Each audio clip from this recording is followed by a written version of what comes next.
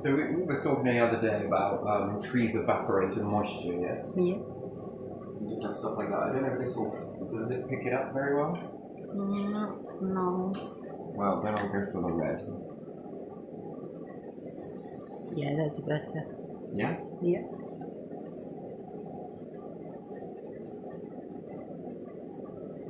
So in particular, this was going to be a pine tree.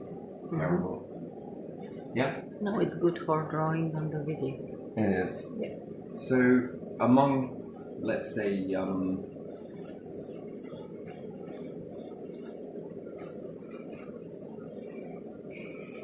other trees, yeah? Yeah. Shouldn't really draw them with blades of grass underneath because I never really much see grass under a tree, but sometimes. Yeah.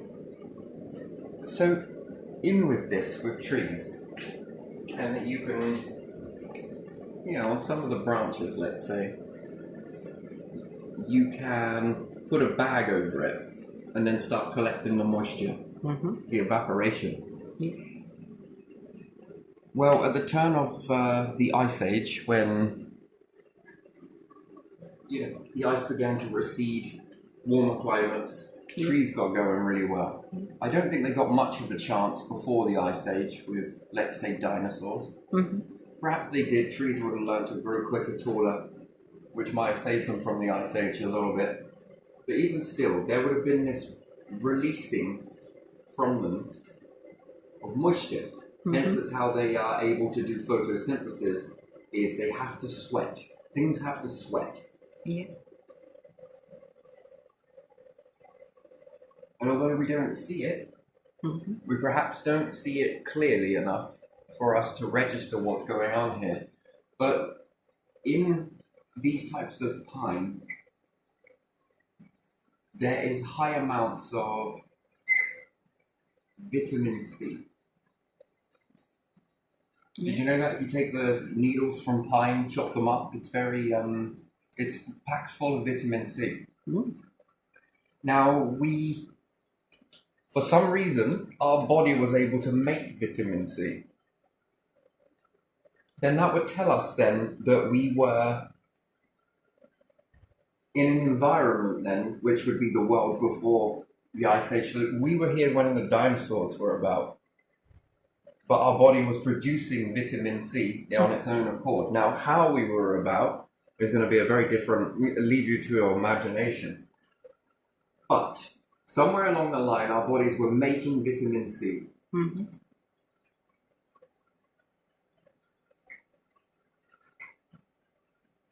And then all of a sudden, it stopped. Yeah.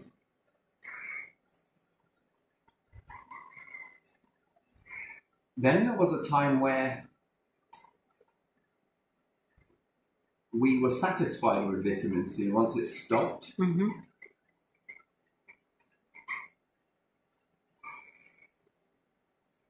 We were okay for a bit. Yeah. And then you have to ask, where did we get our vitamin C from? I don't think that we were eating vegetation very much, especially if you come from a hunter-gatherer background. It would have been more easier and sustainable to go for meat. It would have been in abundance. Then something altered. Yeah. And then we were lacking vitamin C. Yeah.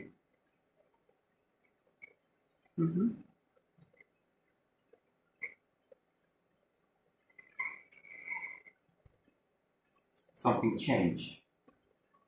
Now, you often hear in psychology that they'll say environment affects the being.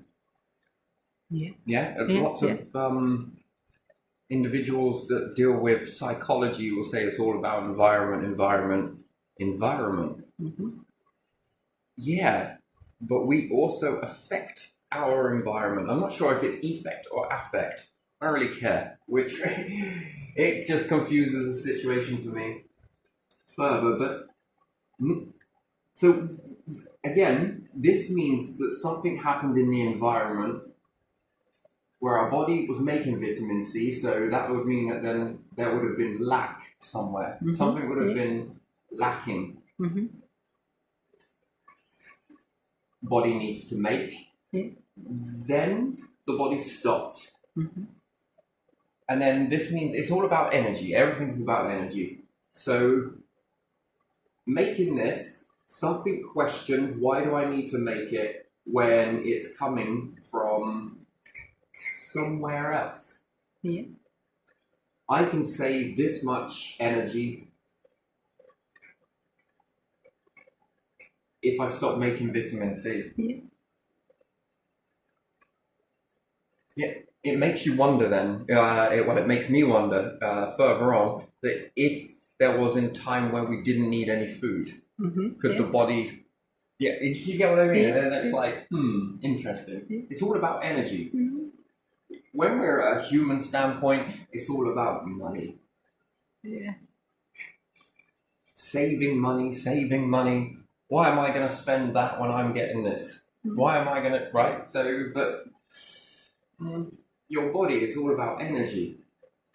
Energy being saved means you free it up for something else. What that is for, don't know. Your choice. So, something changed in the environment. Mm-hmm. Well, if there was a lot of trees, and like I was saying, if you capture the leaves with a bag, you then begin to get quite a bit of moisture in the bottom of the bag that's come from the tree. So the moisture is coming from the ground, from its roots. Yeah. So this is absorbing an awful lot of moisture below the surface. Mm-hmm. And in order for things to get hot, especially when we're dealing with the sun, you need a lot of moisture in order to be able to be more efficient. So a human that doesn't sweat isn't going to be able to run in heat. Mm-hmm. A human that does sweat will be able to deal with heat a little bit more, easier. Compared to dogs, I think, they pant, don't they? Mm-hmm. They got it on their tongue. So there must have been an explosion of time. And in this, when I was saying in the other video that if it's strange to me that Volvic and all the water companies that are out there selling bottled water haven't done this. Now, if I know that they tap into birch tree Yeah. and extract the birch water Yeah. from the tree itself. Yes, I understand that. However, now again, that's packed full of vitamin C. Mm-hmm. Once again, there's another. And you could say that all our ancestors were going around tapping all the trees. That's a lot of work. It's a lot of work, and then how do you do that without metal? Mm-hmm. Yeah. How do you drill into a tree without metal? Yeah. So, No, that will happen somewhere, sometime by accident. And I think that come later from a different process, yeah. but not. Mm. I think when chopping down certain trees, I think the moisture started to leak, and perhaps they seized this opportune moment and drank it. Yeah, but whether they were going around and drilling into all trees, then that means that you would have to put the metal, and then there would have been no reason as to why the Stone Age lasted for as long as it did. I mean, Mesolithic Stone Age, Metal Age is here. Mm. This is as long as how long metal has been around. This has all been stone. So it would make all of this question. I'd question all of that if they had metal that they were able to drill into trees. Yeah. I think that in this sweating process, there is trace amounts of vitamin C. And I think in this vapor, Mm-hmm. in this vapor, there are trace amounts of vitamin C, among other things, minerals. And you would think that that's not a lot. Yeah, nothing ever is a lot, really, is it? Like, let's say if we take cattle. A few cattle here, a few cattle there. Not much. Large amounts of cattle, how much does the methane level go up? Mm. Yeah, a lot. A lot. So you've got trace amounts of methane. Yeah, yeah. But now we can start measuring that in cubic volume. Yeah. And you can then start to say that that's a lot. Mm-hmm. Well, when you've got an abundance of trees all leaking this moisture, that's a lot. And then if we think about it on how many continents that would have been, where there would have been an abundance of nature, and each plant is releasing its Forest. trace amounts of this vitamins, minerals. And just by being in that environment, vapor, you're breathing it. As you're breathing it, the droplets condensate and start to stick to your throat. Well, your mouth is wet for a reason, just in case you breathe in through your mouth, and any debris that are in the air land in the moisture and are stuck to it, stops you breathing it in. But if you've got vitamin C in the environment, this is then adding to your saliva, and then per saliva swallowing down, your body is then gaining excess amounts of vitamin C. This, in the body terms, I can turn off this energy. I don't need to make this anymore. Well, why not? Because it's abundant. This is being swallowed in. Then we begin to chop down trees, which I imagine were the times of pirates, more so. You know, again, someone building an awful lot of ships. What do you need to build a lot of ships? Well, you need big cores of tree. This would have started off the wood chop. Let's say you start chopping more and more wood because militaries start to move over towards the ocean and cannon fire, this, that, and the other, navigating, traveling. Wartime efforts meant that more trees would have been locked down because, let's say, the Spanish were starting to build ships. Britain were building ships, these were building ships, they were building ships. And then before you know it, you're going to be chopping down an awful lot of trees and manufacturing this. And around the time, you start to see this thing called scurvy lift up, a disease which is lacking on vitamin C. There it is. The more you're chopping down trees, the less vitamin C you're having. And they'll say that the more time that they were out at sea, they were more likely to get scurvy. Well, yeah, I don't think that all of that vitamin C leaving the trees would have reached depths of the ocean. I think that you would have been more susceptible to vitamin C if you were more in the forestry. Because when you see it in a rainforest, you'll sort of see this misty lifting, but it also falls again because it's very heavy. You would have been in all of that, breathing it, and therefore tasting it. So in a sense, you would have been vaping it. And it might not have been a lot in the beginning, but the more you're in that environment, it starts to affect, I wouldn't say your behavior, but your evolution. Then around the time of pirates, although pirates aren't responsible for it, they were more responsible for stealing the ships. They didn't make them, they stole them. Hence pirate. But don't forget about villages, first villages and first towns also made of wood. And they would make big walls to protect, so a lot of wood falls for that as well. Well, it's in human behavior, isn't it? This is one of the biggest flaws that you would think that all governments would level up to this type of concept, that if you're chopping down trees, you would be planting them. You would be planting more than you chop. But that's hard work. The agenda is make boat. Fuck everything else. Chop it, sell it. Mindset is on war set. Mindset is on competitiveness. Mindset is on dominating, defending, whatever it may be. And then what you get with this is this whole, there's then knocked a cycle. Undoubtedly, cut off your nose to spite your face, you've chopped your foot despite your need to move, And I think that bit by bit of just chopping this down and having this sort of fuck it attitude, I think that's the sort of... That's where we are now, isn't it? Behaviour. So is it the environment affects behaviour, or is it behaviour that affects environment? And I think it's duality. You stand in the middle.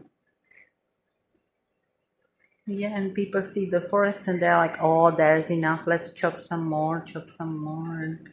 You're in the middle. That's one version. And then you have this and this. And I think the environment affects your behaviour, and I think that your behaviour can affect the environment. and then becomes a cycle. Yeah. A cycle of this, one shapes the other. Mm-hmm. And then it asks the question, well, to me, this is just straight up, I haven't tested any of this, but I feel it. So I'm not turning away from it. What else is in the other trees? What else are they releasing? Yeah. And now we see this mass destruction on the natural habitat which acted as a cradle, and it still is a cradle. The more we begin to destroy this, bring this down, leave it, you hear people saying, oh, if you just leave a forest,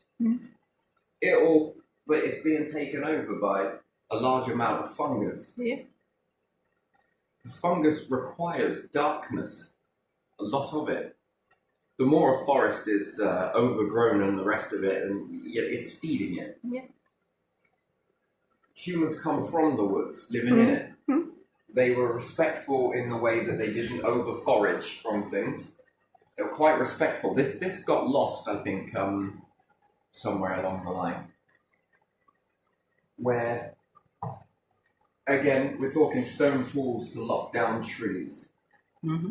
Do you know how much endurance you need for that? And I don't think it's a process of just go there, chop it down. Yeah, I'm sure you could. The trees were much bigger, much fatter than they are today.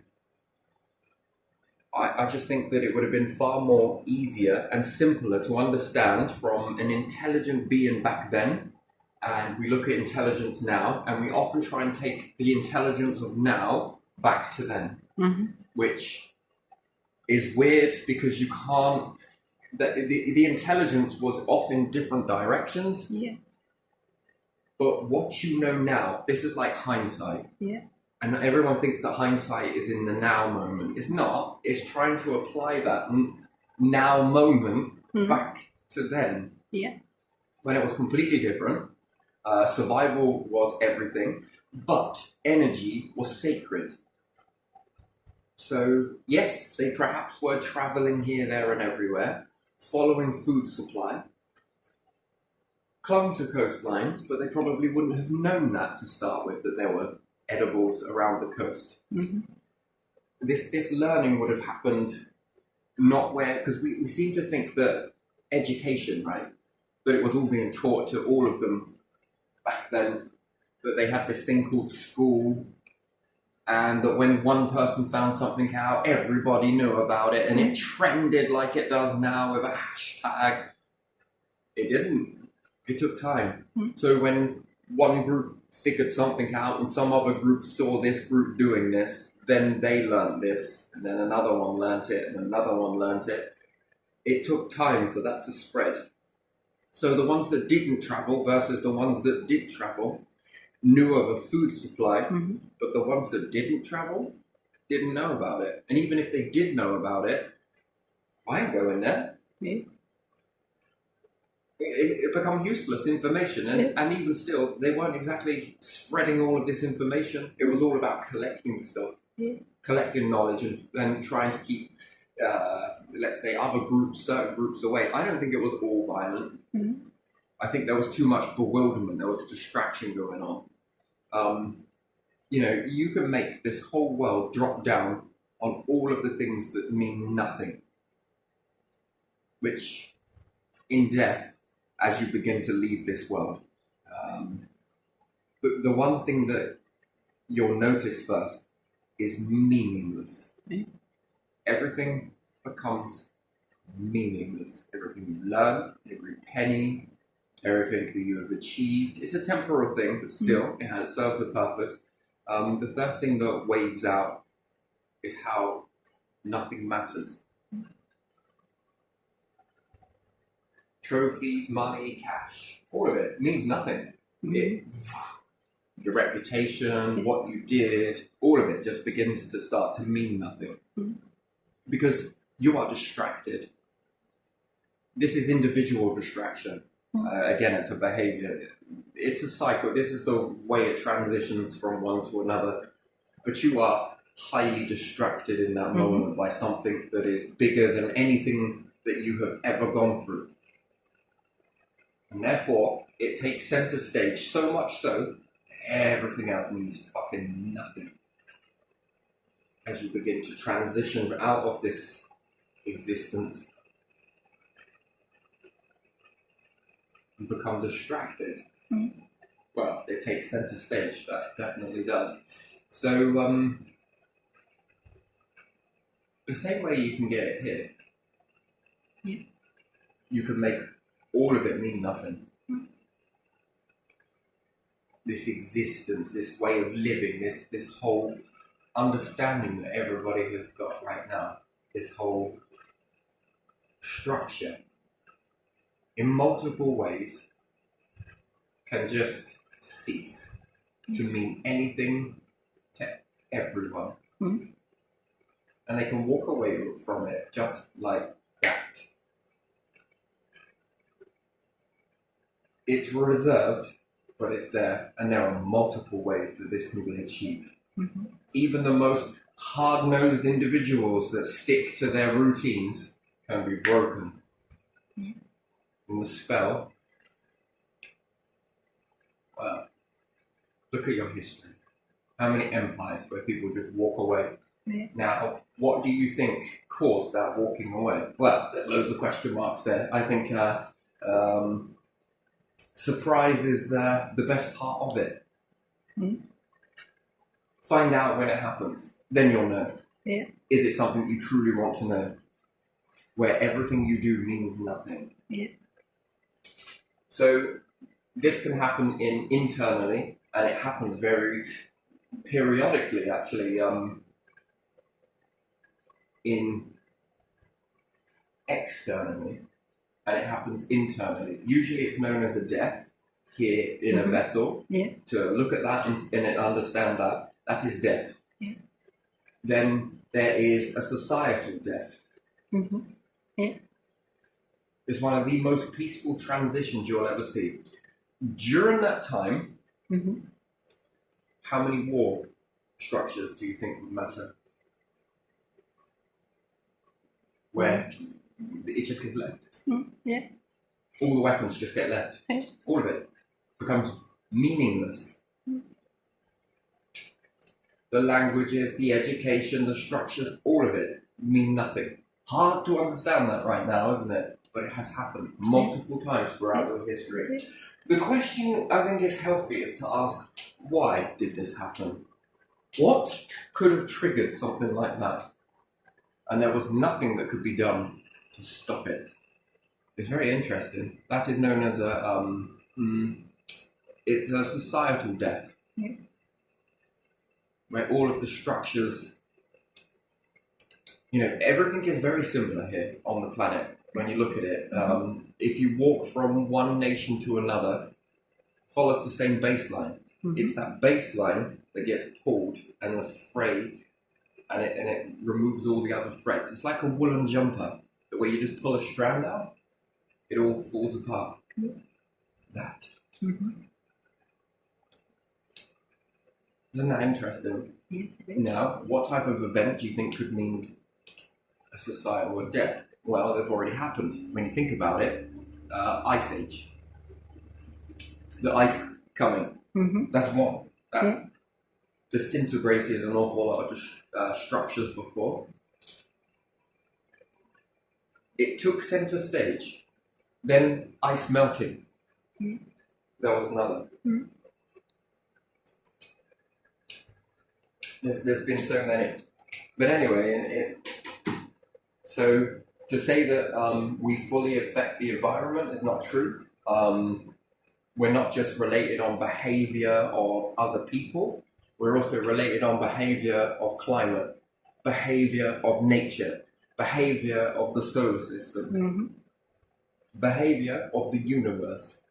When it rocks and rolls, well, how meaningless everything becomes. How pointless. How little you can do. Yeah, so you become very distracted in this sort of, it's distraction in, distraction out. you would often look at that as there is something bigger than humans that is guiding the whole of the species on the planet, all of it. So here's where I think that it led to with vitamin C, and I wonder what else is in these trees, newer species, let's say. What are they releasing, if not vitamin C? Then we go and cut it all down. Now new species are no longer able to rise up. What does this look like for rivers and life in rivers? Well, this is a level again which all of these things then begin to start affecting this word called life. Less moisture in the air, less rain. We're on about just the vitamins. Yes, just less rain. Less rain is one factor. Yeah. That's more. That's an obvious one. So yeah, we'll say rain. Yes. But doesn't it bring down the whatever is in the air and in the moisture? If we're talking about this is pumping all of this out, yes, and there are trace amounts of vitamin C in this, we're unsure of what's in anything else. So if we say rain, we're going to say, I'm just going to call it nu because it's short for nutrition, even though it's not written that way, but it doesn't matter. So we're going to have nutrition lacking. How does that look for life? Okay, now if there are fish in rivers, there are, let's say, creatures that cling to shorelines as a food source that we no longer eat anymore. Because they may have now started to become poison. You know what happens when they start pumping waste into rivers? We see how detrimental that is and what impacts that has. What is the knock-on effect that this has? Well, it stops feeding the birds, maybe. Okay, then what are these birds responsible for? Eating certain things with maybe some seeds in it, maybe this, maybe that. Then we lose them dropping on the land, which then spreads trees. Two seeds half eaten together and a bird sit out with a little bit of grit and it pushes two seeds together and creates a splice, which is then a new species of tree. This new species of tree has what effect on humans? Now you think about it. If your body no longer needs to make vitamin C, you've just collected energy. What else if your body couldn't do? Does it affect iron? Stinger nettles are renowned for living in high rich iron content. Yes, in soil rich in iron. Well, they start to evaporate this in an abundance, which they are, and you're around this. Are you getting trace amounts of iron? If so, is anemia something that's less than? Anemia has an ability to make you feel tired, related on strength. Lacking in iron. Well, we do see a lack of iron nowadays. Have you not noticed that humans seem to be lacking in most nutrients? Yeah, they do. And no matter how much we seem to be eating it, it doesn't seem to work. Is it related on vapor? Is it related because the water that we drink no longer contains this? You see, in making water systems when it comes to space travel, this type of stuff you would want to learn it now and not find out when you're halfway traveling and you've not taken any of this stuff with you. It's very important that everything comes. It all relies on this. At the end of the day, it seems like nature has been cradling us in nutrients and far more than just food. And then we cut it all down. Do you see what I mean? And then we lose this stability in the environment of weather. Starts to become a bit more erratic. Well, if we look at Mars and we look at Venus, we'll notice something. There's quite erratic weather. Wind and hurricanes, let's say. When we look at Jupiter, we look at all the... This seems to be quite abundant weather. Space weather seems to be abundant. Gee, it's even on the sun. You get tornadoes on the sun. It likes things to be moving and everything else. But Earth has this quite stable, for the most part. If it Well, the one thing changes, that it's separates it slow. from anything else Yeah. is having Vegetation. and trees. Yeah. When you think about it, let's say we remove all the trees. Well, we're going to have a large amount of wind that gets uncontrollable. What happens if you put these things that are elastic in it that can slap back? Okay, one doing it towards a storm that's starting to brew isn't going to make a difference. But what about loads of them doing it? For the wind blows one way, bends the tree, and the tree then smacks back. And they all do it at most of the same time. And they if you've noticed the way the wind hits through the trees, it's almost like a wave. Yeah. Have you noticed where the ones in the distance and it sounds start like to it move, yeah and then it hasn't reached you yet, but you can see it. Yeah. And the way the trees smack back at it. Yeah. So if you had the wind at full force, just going free, there's nothing hitting back at it. Yeah. Now we've got resistance. It's got to put that energy of being exhorted. Again, it's all about energy, into bending the tree. Yeah. The tree won't break. Then we've got an energy that is throwing back. In order for that tree to bend and then snap back the way it does, it's now just used this built-up energy potential, and then it's released it, and it's caused a counter breeze to hit back. Doesn't seem like a lot, right? It's only when you put this in water do you understand it. So you have one massive jet of water that comes out, and then you have loads of little jets that act like the tree snapping back, that hit back at that current. You'll notice how much it disperses the initial force of that current. And trees, it would be within their best ability ever to evolve to try and conquer wind, especially in a universe that seems to be quite windy. When you look at all of them going all the way out, all the planets, they've all got wind, except for the ones that have less atmosphere. Next to no atmosphere, I'd say. All the rest have colossal storms on them. Except for Earth for a very long time. So we have them Venus and we have them Mars. Mars is less, you barely see it, less atmosphere, but even still, considering it's got a weaker atmosphere, let's say, and it still has a breeze that's quite constant. It's just not as strong due to the build of the planet, let's say. But even still, if you had trees on there, there wouldn't be as many. And then what nutrients can it get from Mars if you took a tree to Mars? Hence why when drawing those, do you remember those for Mars? They look like this. They were made of glass in order to mimic a pressure. And also stop the trees from getting too cold, because Mars is very cold. It mimics... trees wouldn't hold up too well in that. Well, if you put them into a glass, which there again, there's loads of sand on Mars anyway, you can make glass, and you've got a tree inside here, let's say. It's going to sweat, yes?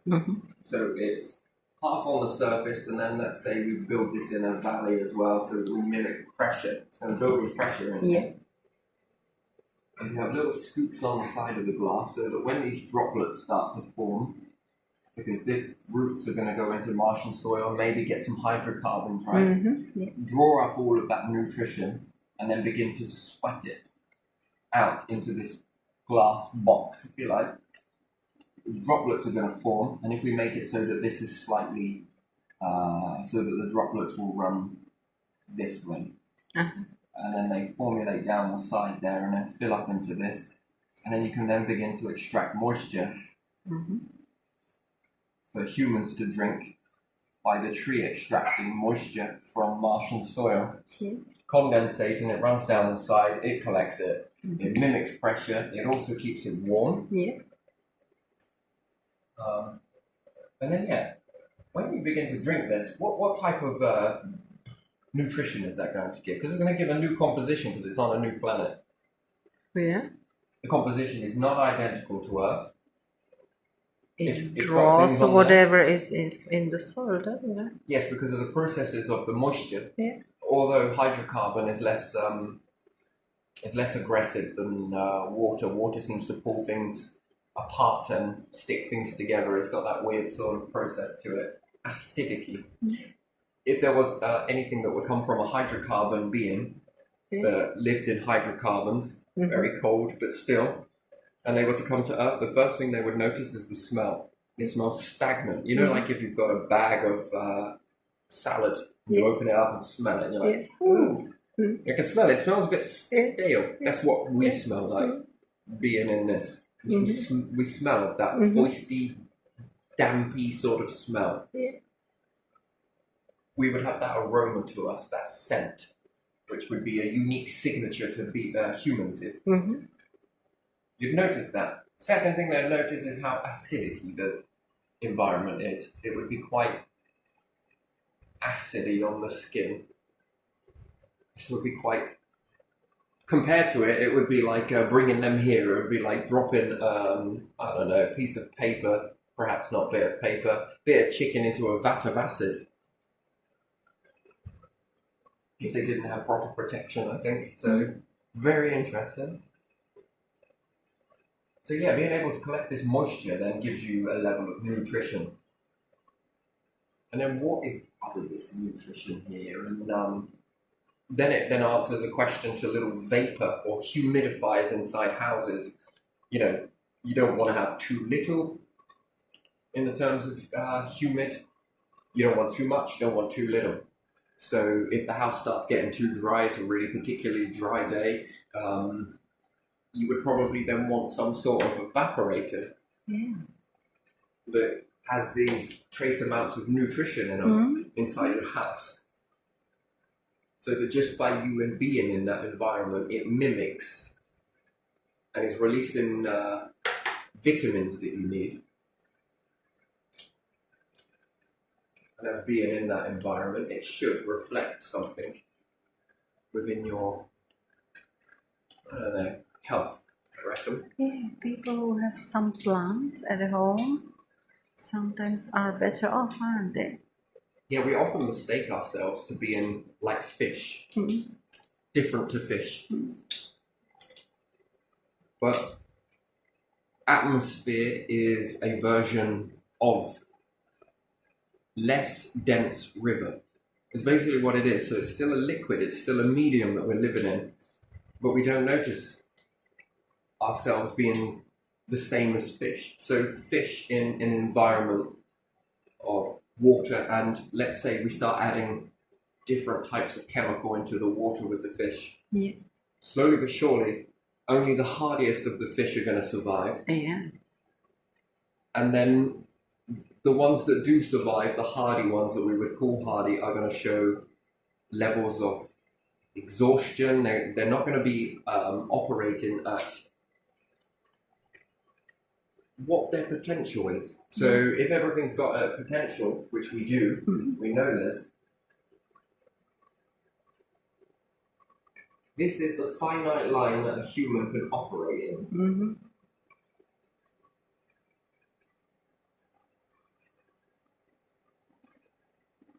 Anything below it gets you less away from being able to operate at what you are. So your optimal ratio, so that requires a lot of things. One, you can say is food, temp, vitamins.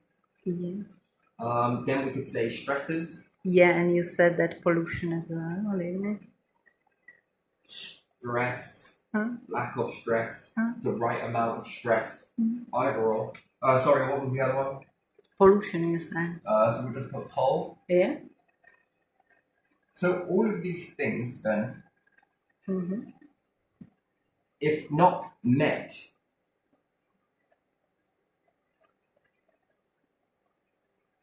do you ever operate at your full potential? Does anyone? No. No.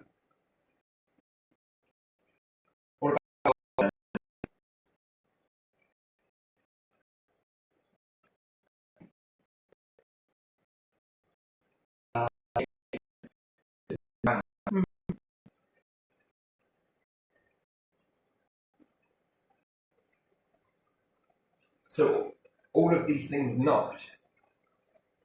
And then how do you know if you've ever operated at that harmonious reading? I mean, to be intelligent in life, and any beings would work this out very quickly.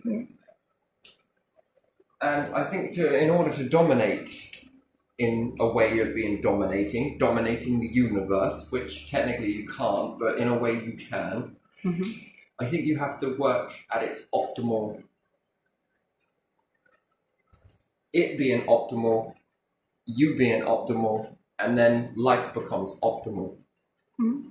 What can you get done in that? How much more longer do you live in that environment? What happens? You know, say you can't be perfect, but I think any beings out there that are intelligent would understand that yes, you can, and they would want it for all of their beings.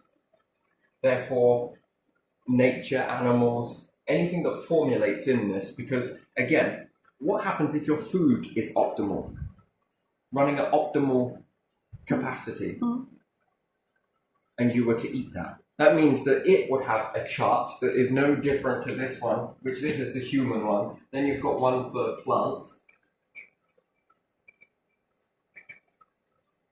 You know, you've got that ratio that makes it the healthiest. Yeah. And therefore it grows in an abundance, not only an abundance, but if it's growing at optimal ratio, it's going to give you the best fruit with the best pack of vitamins. You are what you eat. It's not just you that's got to get to that level. So now we have plants at it. Then what about animals? Then you'll have animals that operate on this. And then if all of these things are then consumed, does this then help you to become optimal? Then your waste becomes optimal for the plant, and back and forth in this cycle that you are. What you eat, you are also feeding the environment. What you consume. And if it isn't reaching this, there's a kink in the chain. There is a cycle lapse. And then if you're not getting these nutrients, and you're not thinking to look that way, then it's going to explode on. You know, I think this is where health should lie. Yeah. I think medication is one thing, but also getting these to the point of tick.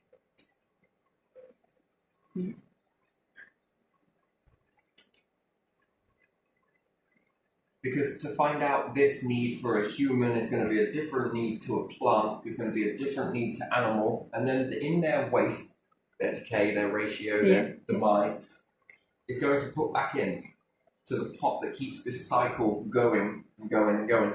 And then how does that look for intelligence? How does that look for brain development? How does that look for health? How does that look for age? Where does it age on that chart? Where does it go? Are humans able to live for 200 years? Does aging stop in humans? Again, another question I got. You know, if all of these pieces align for you without being selfish, and they align for nature without being selfish, and everything starts to work together in this, what does age actually look like? What can the body do with this extra energy that it now no longer needs to do this because you worked it out?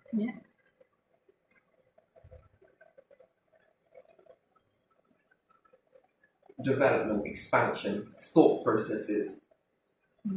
We'll often look back at, and most people have this same thing that you hear a lot. Oh my God, you can say one thing you want, but compared to now, look how intelligent past civilizations were. Yeah, they were, weren't because they? At the turn of the Ice Age, they were probably, just as everything was thawing out, they were probably the closest to optimal that anything has ever been on the planet. And then slowly but surely, the behaviors start moving you further and further away from that, and then you start to see the rise of more and more diseases, and then the lack of nutrition, and then this, and this. And then slowly but surely, you might start seeing your demise. Yeah. The only way to reset the scale or rebalance the harmonious cycle is for one to fall.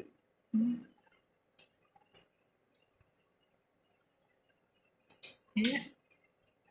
Yeah. Yeah.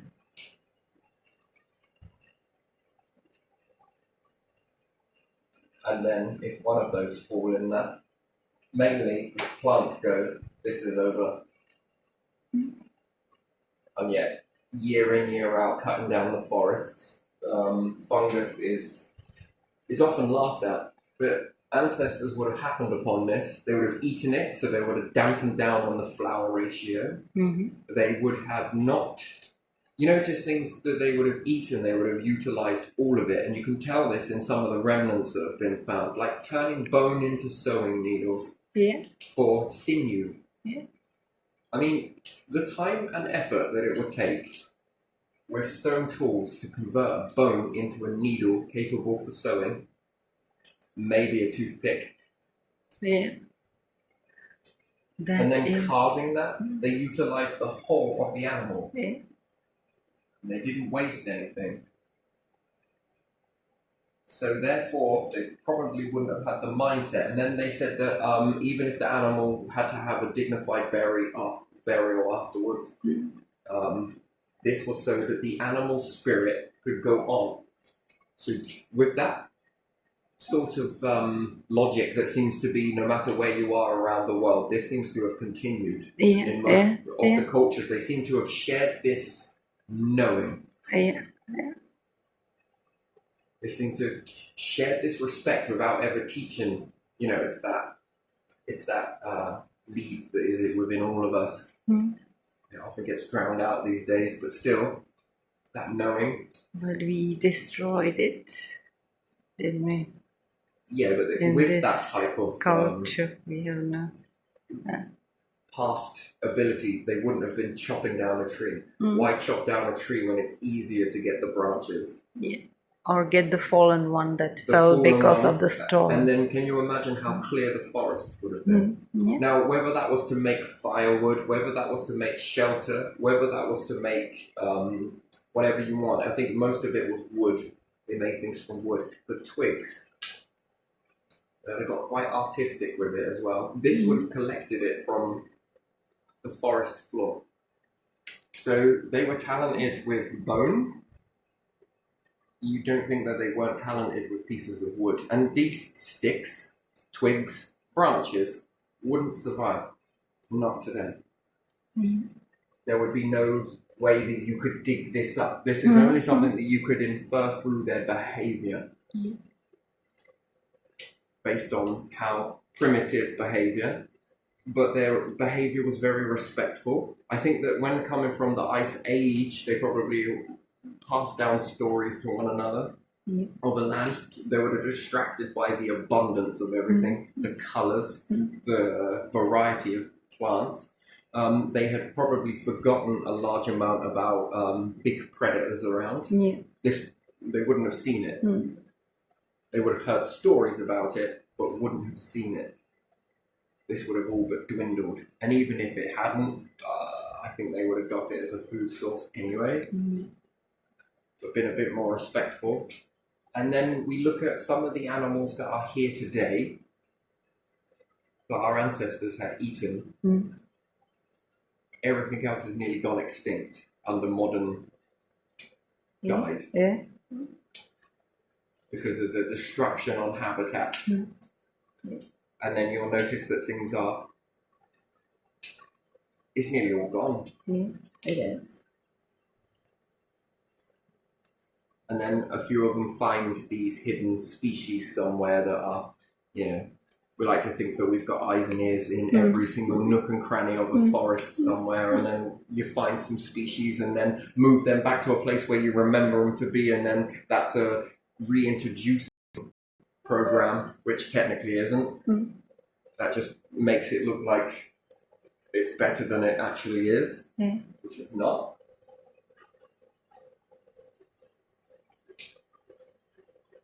They learnt to forage, and it come with that sort of behavior of take some, leave loads, more to go around, or I will remember where this plant is next time. They didn't have something where they could highly preserve it, and even if they could, they didn't have jars perhaps, or they didn't have this, a way of storing this stuff. Leave it in the environment and it decays away.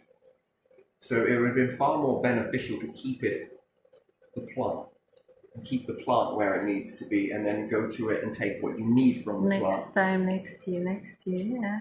And then this knowledge would have been passed down, passed on. Now it's like, well, take the whole bloody thing so no one else can have any.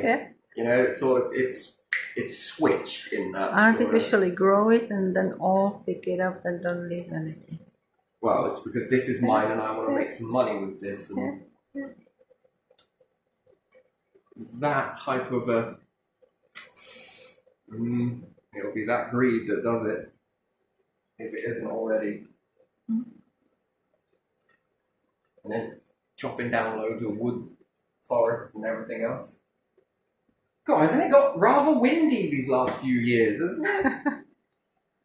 Yeah, I think it has. You've got nothing pushing back against it. You know, you think about it, right, that it sounds stupid, but if all humans got together and just all together in a large field of humans just took a big breath in and blew upwards, all at the same sort of area, do you think that all humans would be able to move enough air to create quite a breeze? Yeah. It's a fun experiment, but if you got one person trying to blow something from a distance, it doesn't work. But have you ever gathered with a large group of you? I remember doing this as a kid, and then everyone was trying to blow. It was a candle, I think. None of us could reach it from the distance until we all whoosh together.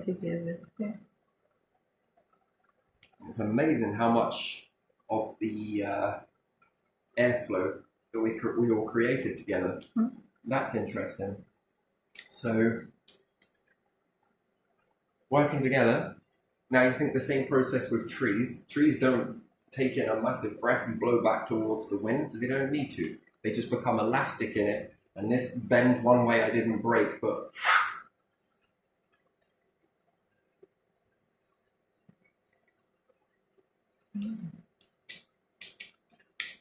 that will hit back at a storm. And therefore could possibly stop it from coming inland.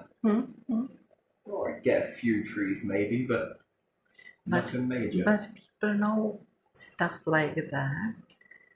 Like in my country, the fields for growing crops are very big. But they used to be smaller, and there used to be vegetation around those fields that would break the wind even though there were fields. But they made the fields big because it's easier for their technology. Removed the vegetation, so deer or rabbits, they have nowhere to go. Wind just blows around because they removed the trees that were there. In some places they left, but that's probably small farmers. But in most places, removed, and then they wander. Erosion, especially after the crops are collected, there's erosion because nothing holds it. There are no animals, nothing. And there seems to be lacking of moisture across the lands as well. Yeah, exactly. Well, because this principle of everyone thinks the land is wet. Yes, it's partly due to evaporating salt water, but don't underestimate, it requires far much more energy to evaporate salt water than it does for trees just to naturally sweat. It's easier for you to sweat. It's easier for vegetation to sweat than it is to evaporate salt water. Try it yourself. You can do all of this yourself. Boil a pan of water, fresh water, pan of salt water, and a bag over a plant. Tell me which one releases more moisture. you'll get very little from the one with salt in it. Yeah, it takes a long time. You get a little bit more from the one that is fresh water, but the maximum amount you get is from trees sweating. Because it's active process, isn't it? And then therefore, if you think about it, Britain being covered in forest, Scotland covered in forest, there's one thing that the island should be a bit more paying attention to, is the lack of, the abundance of forestry surrounded by salt. It's an island. Yeah. So you get sea spray, let's say, and the wind, now got nothing to buffer against, flows across the land, bringing that sea and salt spray, further drying out the process, or further running away with the drying out process, start parching the lands. And I remember from Canada. And then no moisture being brought up from the ground by the trees and sweating. And it's not, perhaps all of it is going to get somewhere, let's say if the wind was blowing towards France, not all of it is going to reach there. Most of it's going to come because it's very heavy. I think it's going to come back down on pretty much your area. I think it makes everything damp. Yeah. So, yeah, you were going to say something. Yeah, that I remember from Canada where they chopped the trees, and built the cities. The wind was unbearable because it's north and strong cold wind in winter. Very strong. Yeah. Exactly as you say, no trees. You can build their houses as tall as skyscrapers, but it doesn't do anything. Yeah, a forest cleared by humans, picking out the bits, and they would have used it, firewood, this, that, and the other. The list goes on. Furniture, shacks, whatever it may have been. And then there is pine that is very closely packed together when it rejuvenates. Yeah. It's very compact. It likes to be compact. That's not by no accident. I think that keeps the fungus levels out. Yeah. Really does dim down the fungus. Leaving a forest, I think, is probably going to be the worst move ever. But again, so greedy, right? It's my land, you're not allowed on it. Yeah.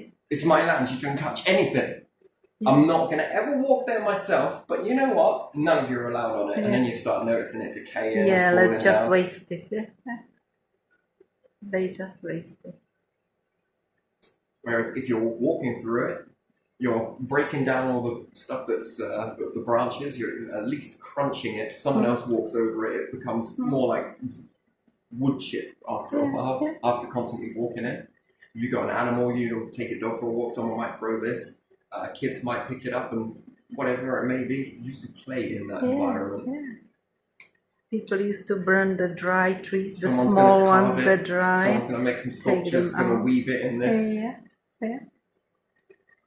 I think this is probably what the pagans here, or Celts, knew. Yeah. I think that they had I think this is why the tree became sacred, perhaps not for a reason that they fully understood. Maybe they did, but I think it's this reason. There was a sort of a close cooling towards that, but perhaps it wasn't clear for whatever reason. Probably got distracted by a battle or something.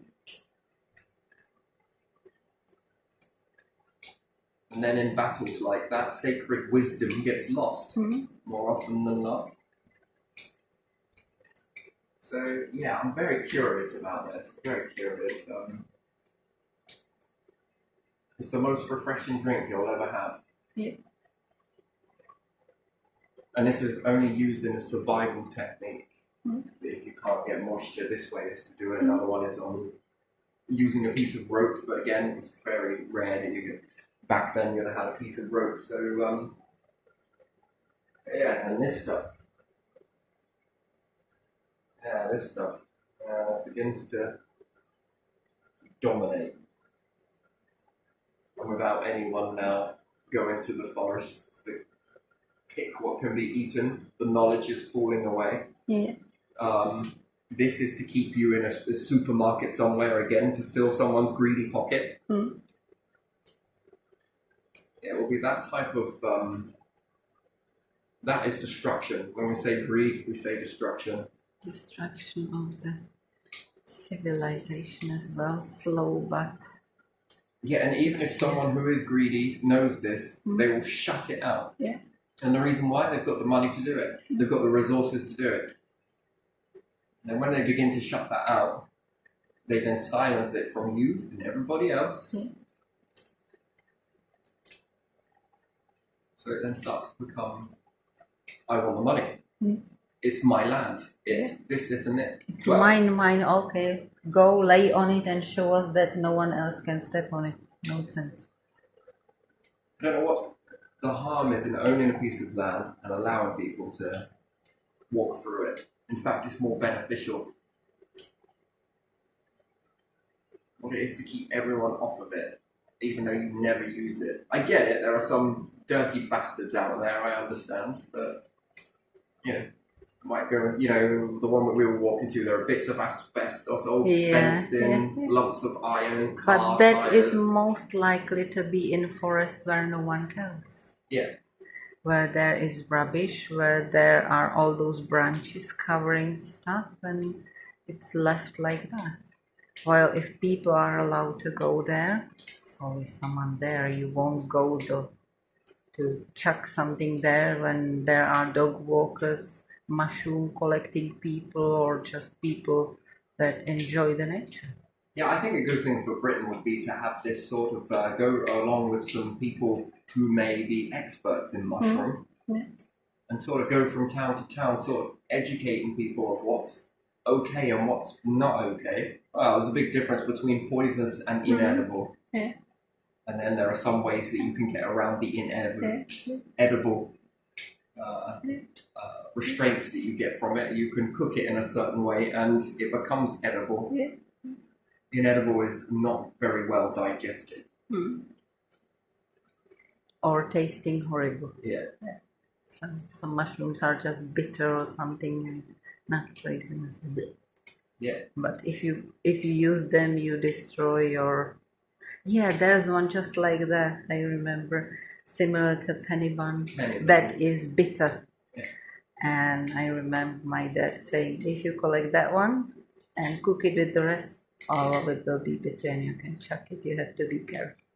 Yeah. Then it has to flower even more. You'll notice that it will flower even more if you're harvesting it because it didn't get it's hampering its expansion. Yeah. Again, I think this is a separate life form. Mushroom is a separate life form. Plants may communicate with it through the soil, different things like that. Yeah, until you understand what type of conversation is being said, I don't think it's a very good one. Most things that I found with mushroom in plants, especially growing with a type of plant, I noticed that it impacts the nutrients in the soil and it degrades anything else that it's growing with. Not straight away, it takes a little bit of time, but before you know it, the bark starts acting different on the plant that it's growing in with versus one that it's not in with. The bark starts to flake off, I've noticed. It starts peeling. Yeah. Again, why would it be doing that? Well, unless there's something with the spores, why has the plant now started naturally peeling it? It looks like it's got sunburn. Something. And it's starting to peel off its old skin. So therefore there must be something to do with the spores when these attach to the... So one thing we don't understand very well about mushroom is the spores and what they stick to. And the more and more of the flower that comes about, which our ancestors were eating this, it doesn't matter whether it was what we class now as inedible, they wouldn't care. That's full belly or empty belly. It's a full belly. Don't care how it tastes, hack it down. Yeah, that's what they would have eaten that. And therefore there would have been this less spore ratio that would have attached to the bark. So I think some that don't get this is London plane. It chips off its own bark, and then if you've noticed pine, most of the pine, have you noticed how flaky their bark is? But they're almost very unsusceptible, I would say, to fungus attack. But there has been a certain fungus, and that has evolved. Yeah. It's an orange staining. Yeah. That one has evolved. Yeah. That's starting to take over. Yeah. Again, unchecked. So is it that in forests where people collect mushrooms is less decay in trees? I think so. I would. I think so from my memory. Because one, they would be walking through the forest, right, yeah. crunching down anything that's in the way. Even though they leave some that they don't eat, people, but the rest is more limited. You've got to ask yourself a question, right? If you were to have a load of plants in a room, and as soon as they started flowering, you started picking off all the flowers. Yeah. What will happen to the plant? What stops in the room? One, pollination. Yeah. Its ability to spread. Yeah. You leave just a few, and no. Then in this one, you take you all don't of leave. the take all of the flowers. All of them. Okay. So then there's no seeds, is there? So you're going to stop its ability of colonizing them. Yeah. No seeds, no growth. Mm-hmm. Yeah. What happens if you leave it? Then it spreads. It's going to metastasize, right? Yeah, look, and dandelions. Yeah? Yeah. What happens if you then pick all the flowers except for the most weakest flowers? And something stays? Well, it's going to... Yeah, it's going to continue slowly. But slower. Slower, yeah. So ancestors that were eating this stuff, knowingly or unknowingly, and different people keeping it at bay. Know different kind of mushrooms to eat, so most of them get collected. And it's a high probability that even if they found toxic ones, they would pop these off as well to help others not to eat these. They are used for medication, some of them as well. Yeah, I don't know. This stuff, I'm not saying that it is 100% bad, it's too giving. And it's parasitic. Yeah. It's more prone to being a parasite than anything else. Yeah. It's got a selfish life form. It's very I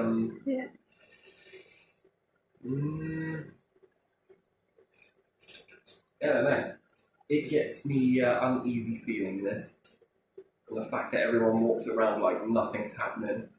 Like, oh, we're going to be eaten by a giant mushroom. No, it will be small mushroom. Like small mushroom.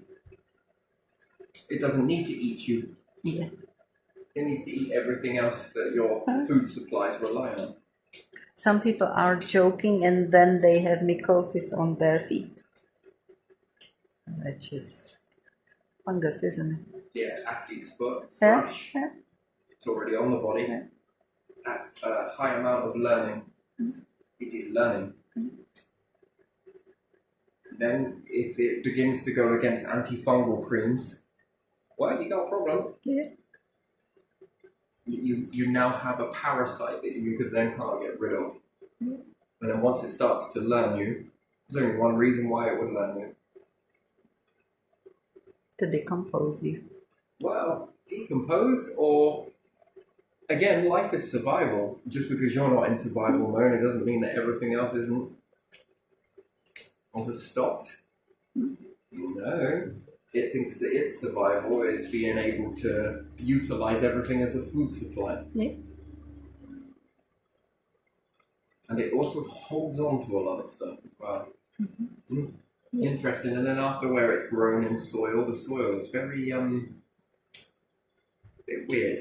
Certain patches that they say, oh, there must be a magnetic spike here.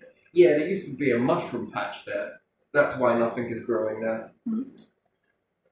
Mushrooms like metals, don't they? So this is a separate life form, I would say. I would say these are a separate life form. impressive, but separate. And its space ability. So spores have been recorded International Space Station. So that can travel. Yeah. Well, unless there's been any direct experiments that have taken spores out to space for 10, 15 years and then brought them back in and then see what happens. Yeah. If it continues to grow, well, I'd say that's space ready. Yeah.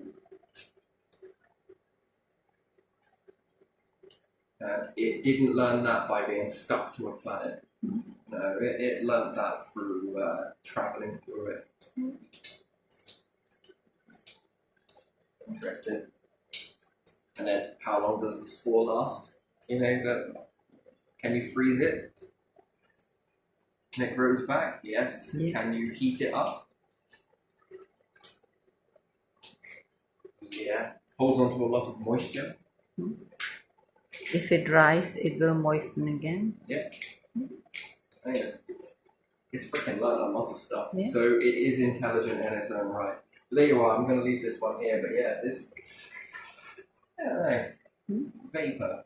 And just by being in the environment, in that, if it's on your skin, it's in your hair, it rains and then this gets in your mouth, whatever. If you cry, it gets there. You're breathing it in. It starts to build up in the nasal passage in your mouth. Yeah, if I was a body, I'd save energy and vitamin C because you would think that it was always going to be abundant. And something changed.